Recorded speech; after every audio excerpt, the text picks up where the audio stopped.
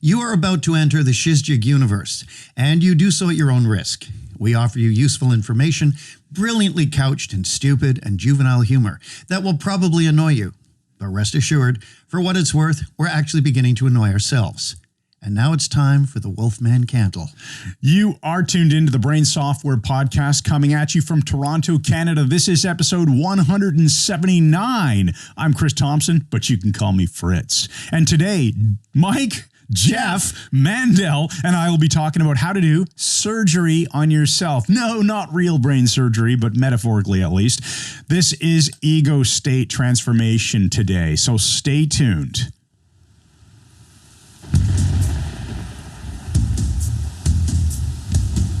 We are not witches! Hey, how are you now? It's your old pal Brado here up in Hypno North and Meaford, Ontario and that. I'm talking on the iPhone 5 to give you a special weather warning. There's storms up here on Lake Huron, and there's a severe weather warning too, which is funny as it all get out because that dick Eddard's scared of storms and was burning the Wolfman candle, and he'll be hiding in the storm cellar by now and that. As I told him, hiding in the hider, he didn't help Dorothy stay out of Oz and that, so he's probably effed with any luck. Anyway, all of us up here in the land of being 30 years out of date are wondering whatever happened to that old tranquility we used to know in that.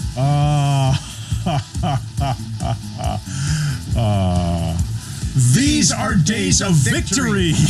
So please welcome to the center of the Shizjig built studio, the world's only ant-proof hypnotist, a former professional mentalist, and the man who apologizes to Steven Tyler of Aerosmith for not being there when he needed him. Mike Mandel, everybody. Oh, yeah, that's it. All right, buddy, 179. Let's get into the usual banter. We did a long podcast last time, so we're going to rock in the rooter. We're going to keep the silliness there. I mean, really there. But we're going to make sure that we're constantly driving nuggets of wisdom and we're already into an aside. Here we go. Here we go. So we had a long podcast. We'll probably make it a little shorter. The first thing we have to talk about is the red flags have arrived from our friend in Croatia. Now, listen, guys, we joked and said we wanted red flags. So when somebody was going on a weird topic or something, one guy kicked red flag going up. We have received a package at our post office box, and I'm watching it myself. I know. And I'm going to move the monitor right so to you the don't end do of that. this, just for my own amusement. There, stop. Here. We just got this package. Chris contacts me, says, you won't believe this, from Croatia. Yeah. Some wonderful person has sent us a package of red flags. We got half a dozen each just to cancel each other's thoughts, to do semaphore if we feel like it. And we are grateful. Thank you, whoever you are. Yeah, thank you. You know who you are. We appreciate you big time. This is just so fun to get an email from my mailbox saying we have a package and then seeing this. Oh, man, it made us laugh so hard. So appreciate it. And gifts of single malt whiskey are also appreciated. I don't think you can get that across the border. Well, everything doesn't have to come from Croatia. No, listen. We're moving into ego state transformation today, aren't we? Is there any other announcements, anything we have to talk about? No, we do that at the end. Okay, then let's get into ego state transformation. This is going to be cool. Right. Because we're going to show you how you can make some personal change. Those of you familiar with ego state work, mostly through Gordon Emerson, will realize that typically it's something that you do as a therapist with someone else. But this is a technique you can do on yourself. Right. So let's get our think tank words. Okay, so we're moving in the movery. So quick recap for anyone new. What's the purpose of the think tank? 3 words. The purpose of the 3 words from the think tank, it comes from Savo Bukacek's work. And the idea is these are 3 random words chosen from the think tank, which I'll bring in one of these days.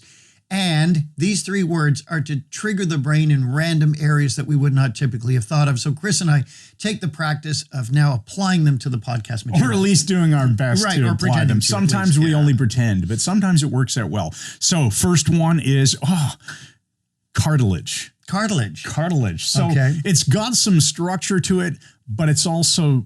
It's still soft. It's still moldable, movable, not moldable, really. Malleable. Yeah, malleable. Well, it's not even malleable. No, it's more like flexible. catalepsy. It's more like it's waxy. Yeah. It's like your ear. It's not really a bone, but it's not just skin. So there is I think about hypnosis has a sense of, it's not totally rigid. It's not this practice that is totally rigid. It shouldn't be. It should be flexible and adaptable. So I think cartilage, hypnosis as a metaphor. Yeah, that's good. I like that. We'll stick with that. So when I saw it, I instantly fired a memory of this guy, Mike Brooks, I used to know when I was growing up. And I have no idea why he would do this, Chris, but serious. Okay. He used to say, cartilagen is cartilagen. Cartilagen is cartilagen. He just so do that weird. back and forth. It was infuriating. So push that You aside. have some of the I know. weirdest stories. I had weird friends. I got rid of them. Only the good ones are left. Oh, You've thanks, got buddy. all Thank sorts you. of fleas or something. Oh, on you. weird. Okay. All right. To chummy. Chummy. That's right, old chum.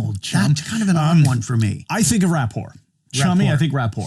Okay. I think when you go beyond rapport and now you have the kind of rapport like we do, Yeah. where we're just Chummy in the chummery. silly and chummy and chumming in the chummery and Like having Jack a the good Chummer. time. And you don't need to take yourself too seriously and all that jazz. Dude, this is a bad memory for me. Serious. Uh-oh. Because my cousin Dale, the one who burnt to death that I did his funeral, We talked about that 100 podcasts he had a bird ago. called Chummy. Oh, really? Yeah. That's so weird that this was in your think tank.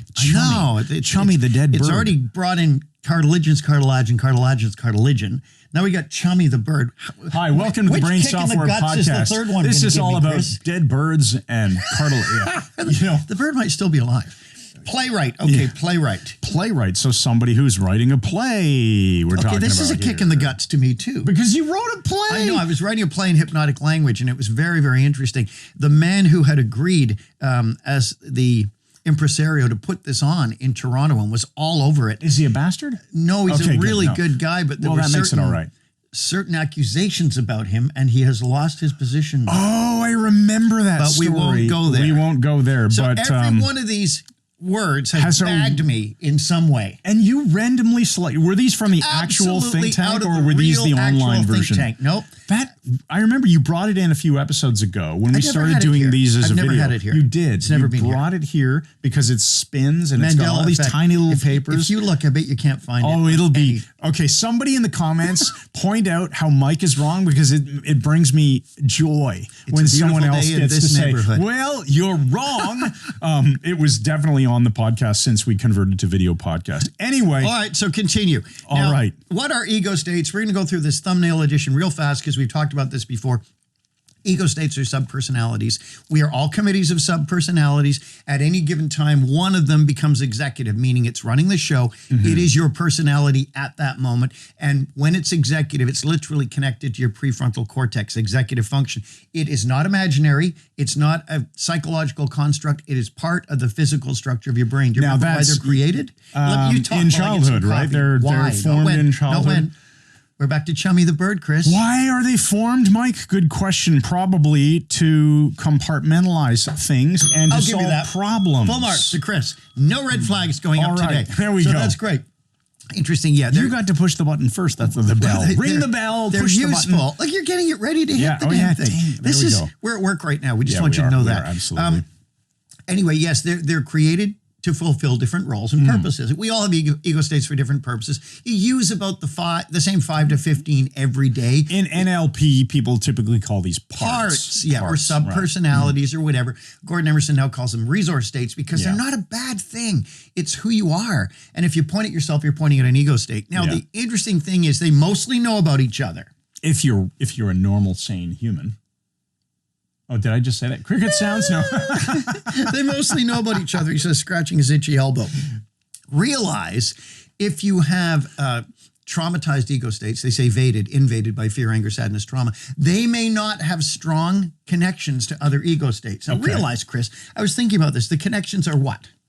Neurological. Yes, they're neural pathways. They're neural pathways. Do you realize, I just thought, say I have a evaded ego state here symbolized by our amazing hypnotic language cards. And we have another ego state here that's fairly normal that becomes Your pencil. executive sometimes, okay?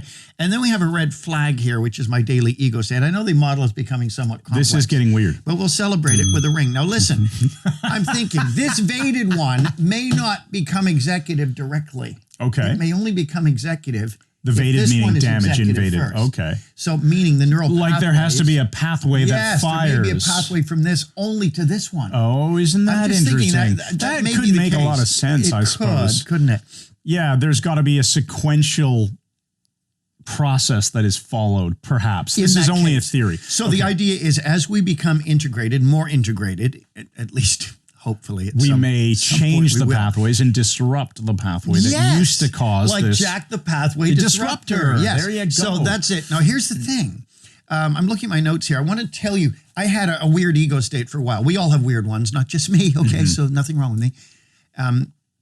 Boy, I pattern interrupted myself there. Yeah, his name was Blurter. Blurt it out, buddy. Blurter. He called himself Blurter. I contacted him through hypnosis. Now, what does that mean? I contacted him through hypnosis. So people don't think we're doing some woo-woo. All of these things, and this is mainstream science now. You can contact an ego state that isn't typically executive by going into a hypnotic state. So you went into a hypnotic state and you said to yourself... Here's the problem. I was bringing up things in conversation, not that were inappropriate, but that just caused problems for me. Didn't need to be said. Yeah, especially with my wife. So I'd say something, oh, do you know what?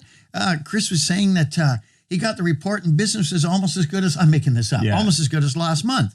Almost as good? Almost as good. It's down. Sounds like you're losing popularity. What's going wrong with your...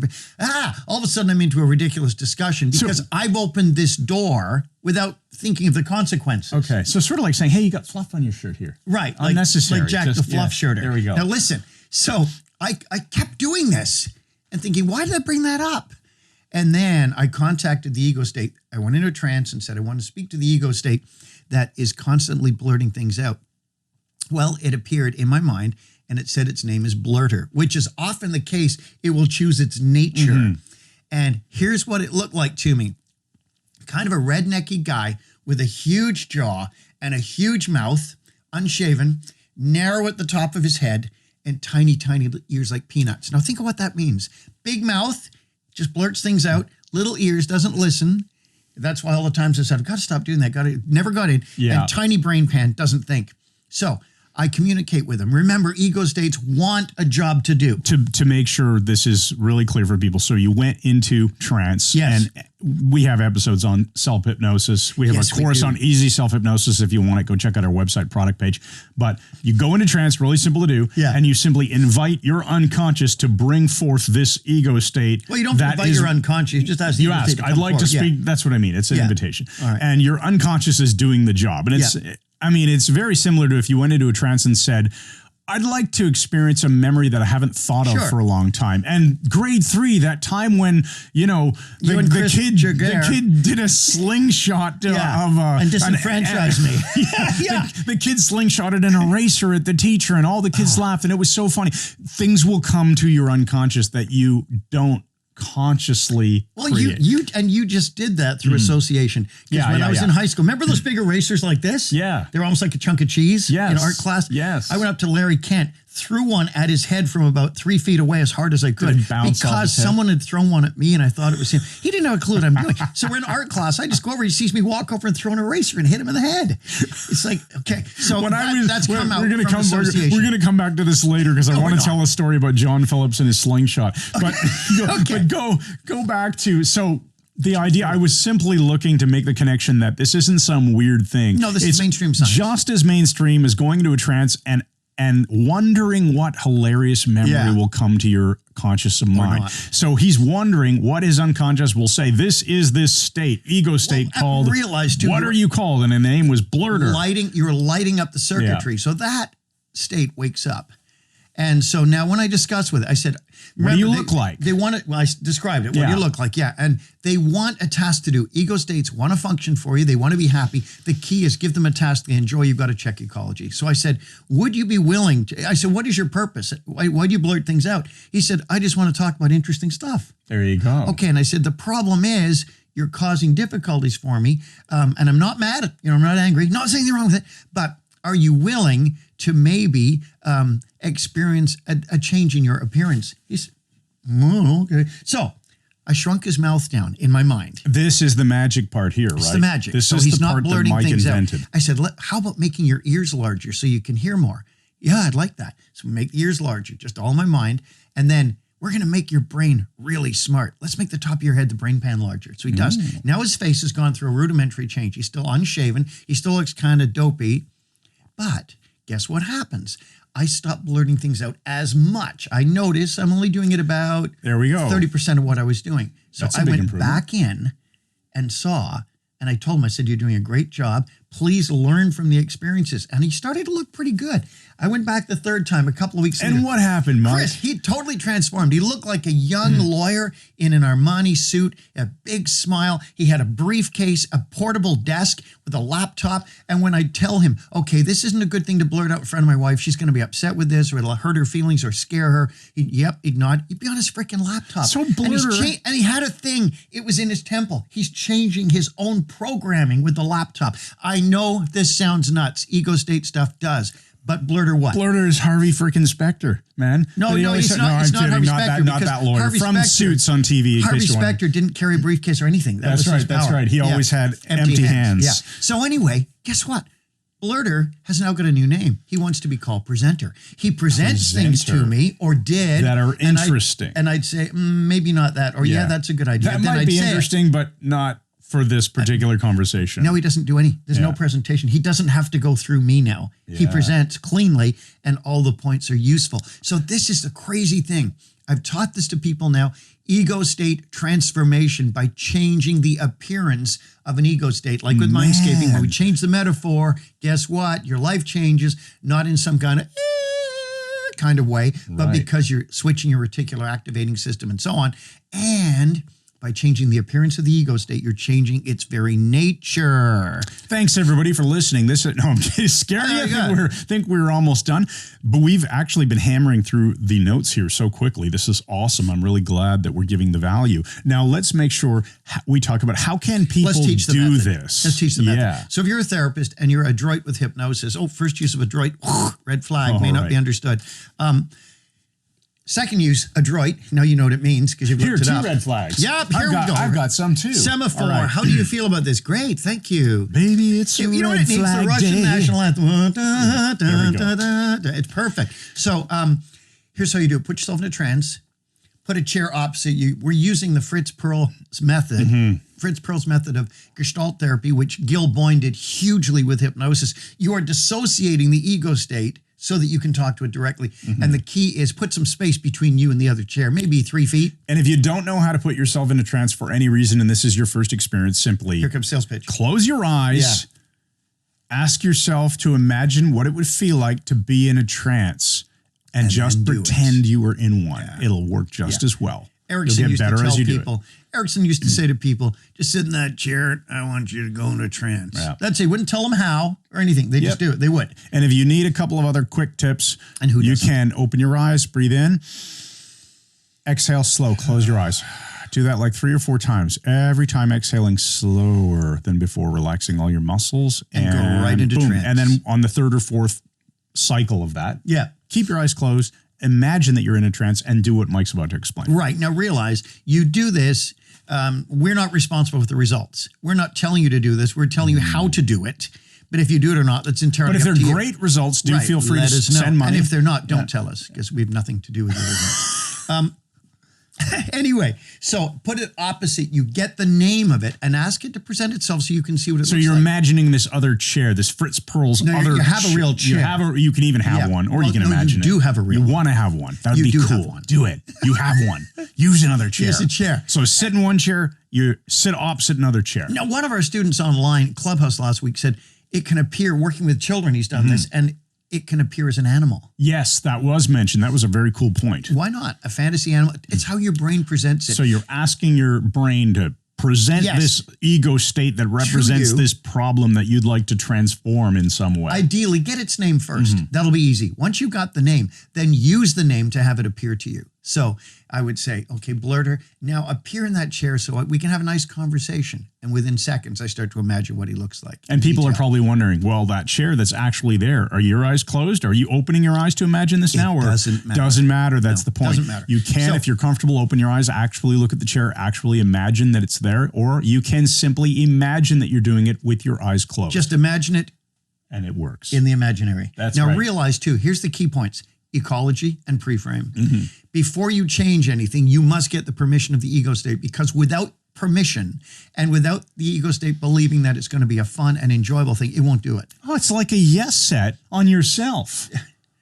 Yeah. Yes. There you go. Yes. He said yes. Heteroaction. There we go. Heteroaction. Don't be part of a If you don't know what that faction. means, we have a video on it on YouTube. Type in Heteroaction. And Yes. you'll find it. We're probably the only video on that. That's why we're here. Right. Because it's about you. It's about All about you. All right. So anyway, you pre-frame and you say, would you be willing to make the sort of changes in your appearance that'll enable you to do a better job than ever before and feel great? Of course it's going to say yes. Yes. And you always want to approach ego states. You can't bully them. You can't yell at them, control them, always as a fair, friendly negotiator because they want the best. Then you say, are you willing to change this and this and this? You might suggest some changes and make sure that it's completely ecological for all your other ego states. I love it. Once you do that, make the changes, check, are you happy with this? Yeah, okay. Continue to grow and develop with this in a way that is beautiful and conformational to all of your life goals, et cetera, and you're done. Come out of trance and So cool. notice the change. That is really, really cool. So that is how you do ego state transformation on yourself. Not to be mistaken for ego state integration. Right. Ego state integration will be a completely different topic. We may do a podcast on that or just videos or Well, let's MMHA explain what training. it is right after we have a special message, Chris. Okay. Tonight in the Shizjig universe. Hi, Jerry. How are you now? Hey, great to see you again, Mr. Gomez. As Fred Rogers used to say before the Mandela effect hit, it's a beautiful day in the neighborhood. It sure is, Jerry. How's business since COVID? Well, we're hanging in there okay, especially since I switched our main inventory from high-end protophiliacs to decorative COVID masks. What can I get for you, Mr. Gomez? I'm looking for a gift for a friend. I'm thinking maybe a decorative paperweight. You know, something artistic, but with a wildlife tinge to it. I may well have what you're looking for. How about this Liberty Bell 7 Gus Grissom space capsule?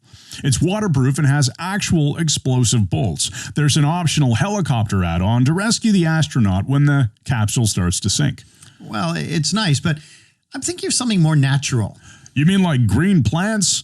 More like a hill or something? I'm not sure, maybe. Hey, here's some greenery you'll probably like. It's a scale model paperweight of the grassy knoll, where it leads down to Dealey Plaza. That's very realistic.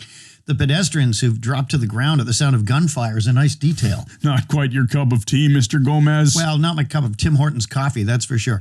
Do you have any paperweights with a maple leaf motif? No, I don't. So you don't have any NHL hockey team paperweights, eh? Or any moose or beavers? Wait a minute. You said moose, beavers, and even some hockey references. I'm sorry, I have to ask you this. Are you actually Canadian, Mr. Gomez? I'm not sure, eh? I might be. I'm planning a trip to Meaford to check my family records, and then it's a trip to Toronto to see the Hockey Hall of Fame. Larry Gomez, the man who might be Canadian, tonight at 8:06 p.m. on the Wayne Gretzky Network. Let's get back to our final point. So we talked about ego state transformation, where we're actually doing something. Right, we said we were going to talk about integration. Right, appearance surgery on one individual ego state that is either problematic or needs to learn new skill sets. Right. But the ego state integration that I want to talk about in a future podcast is a protocol I came up with too that works with the entire ego state family as a committee. Well, and that's a really good metaphor. I remember when we were talking about this originally, and the idea of initial work on ego state, one ego state transformation is like working on one person in a family unit, whereas ego state integration is kind of like family therapy. But of all your ego states, they're a family. It is in your own brain. It's working with what's known as the highest wisdom state, which all the other ego states will listen to, and using that as an access point. So please, if you're watching this on YouTube or if you're listening, go to the YouTube channel. What I would love is if you could drop some comments and tell us what you think. What would you like to hear us explain in more detail on a future podcast? We do read the comments, and of course we respond to them, etc. What I want to do though, Mike, before we do end this episode, Chris, is I'd like you to tell me a little bit more and tell the audience a little bit more about how you actually came up with this idea of ego state transformation. Because obviously this is a really cool thing. The principle of submodalities in NLP, we've talked about that before. If you imagine a vacation that you had, and let's say I'm thinking, okay, well, I'm thinking of a beach in Mexico where I was with my family at a nice 5-star resort and it was a beautiful beach. And then you could ask me questions like, Well, how big is that image when you think of it? Well, it's really big. Is it close or far? It's really close. Are you in it, or are you looking through your own eyes? Mm-hmm. Oh, I'm in it. Like I'm not in it. Sorry, I'm seeing it through I'm not seeing myself in the image. Right. I'm looking through my own eyes as if my eyes are the camera. Yeah. So I'm associated. It's big. Is it bright? Oh yeah, it's bright. And it even feels like it has a temperature to it. Wow. Which is really cool. So do you think that's a good memory? Yeah, you would imagine, right? So the submodalities of ego state transformation, you're basically messing with, changing, transforming as you explained it. Just full disclosure, Mike told me this already. I'm not figuring this out on my own. You're submodality shifting your ego state. That's how you're transforming it. So how did you come up with that idea? Based on the idea that it came out of Mindscaping, the whole concept that since the person has an internal map for any situation in their life that can be accessed, I discovered that once we change the components of the map itself, then their life experience changes. Right. Change the metaphor, change the life. And I thought, well, since the ego state presentations are entirely metaphorical, if one does some sort of mental harmless surgery on them and changes ecologically the appearance, you will change the neural pathways. You will change things in the brain. Now, let's get back to also a comment that we made earlier, that these ego states are real thing structures in the brain.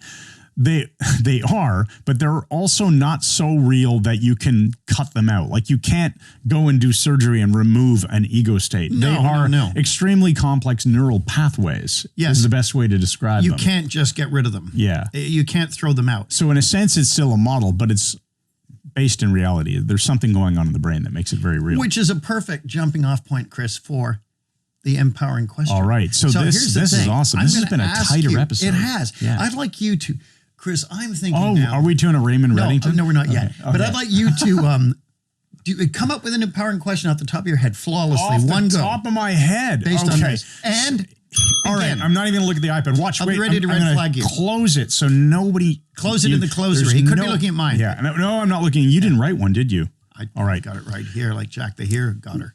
Go ahead. What behavior are you exhibiting in your own life that you would like to begin to transform in an elegant and effortless way? And how can you use the principles of ego state transformation on yourself to make a part of your life so much better now? Ding! Not bad, not bad. Which brings us to the MetaFIVE. All right. The MetaFIVE is a very old one, but it's one I like very much, Chris. It's the MetaFIVE of the two woodsmen. The two woodsmen. Oh, yes. I never do Raymond Reddington with my head covered. If I was doing Raymond Reddington, because you have to get the hair, right? And you have to lean, We're talking about The Blacklist, the TV show The Blacklist. We love the character. The head always has to be to the side. It's very hypnotic. To some degree. Yeah. The arms don't say anything. Everything is done with the head and the motions. Anyway, back to covering up to my Navy SEAL look, which is terrible because I'm a Brit. But think about it for a second. This is a great MetaFIVE. The story of the two woodsmen. The contest. There's the old woodsman with his axe and the young woodsman, and they're both having this contest to see who can cut down the most trees. And they start at a certain time, and the young guy's out there like sawing like Jack the freaking Sawer. Axing like Jack the Axer. Axing like Jack the Axer. And the old one's just chopping at a moderate pace, and then they see him, he gets up and walks away. Yeah. Takes a break, and the young guy goes, I'm not even taking a break. Keeps going. And then lunchtime rolls around. And the old guy takes an hour off at lunchtime. And the young one is still hacking at trees and taking them down, making a phenomenal pace happen here. And then the afternoon. And again, the old guy just leaves, taking another break. And at the end of the day, they weigh in and how many trees. The young woodsman has cut down 65 trees. He set a brand new record. And the old one has cut down over 100. Ooh. And he said, how is this possible? I saw you keep taking breaks. He said, when you saw me taking breaks, that's when I was sharpening the axe. Oh, genius. I love it. This has been, everybody, episode 179 of the Brain Software Podcast.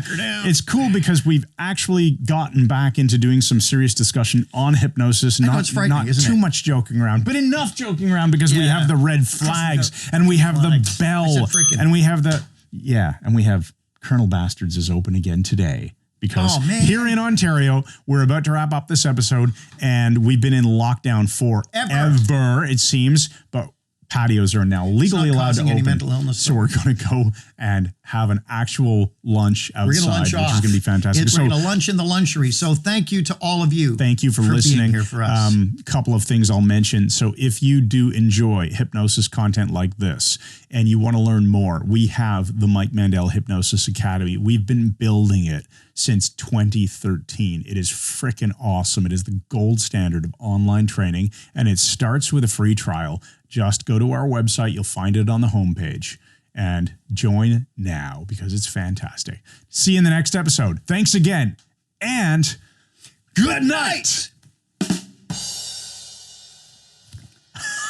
I've always enjoyed an Indonesian coffee, Chris, because I find that the full, robust roundness and the low acid make it preferable to the Central American variant. Although in the morning, I like to have a muskmelon with it. Do you know there are over 300 varieties of muskmelons? You do that so well. It's I hurt insane. my neck every time I do it. All right, we're out of here. Thanks again.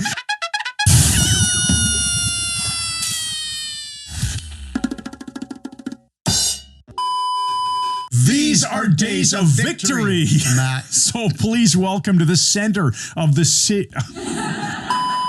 And the man who apologizes to Steven Tyler of Aerosmith for not being wit. Do that again. Ready?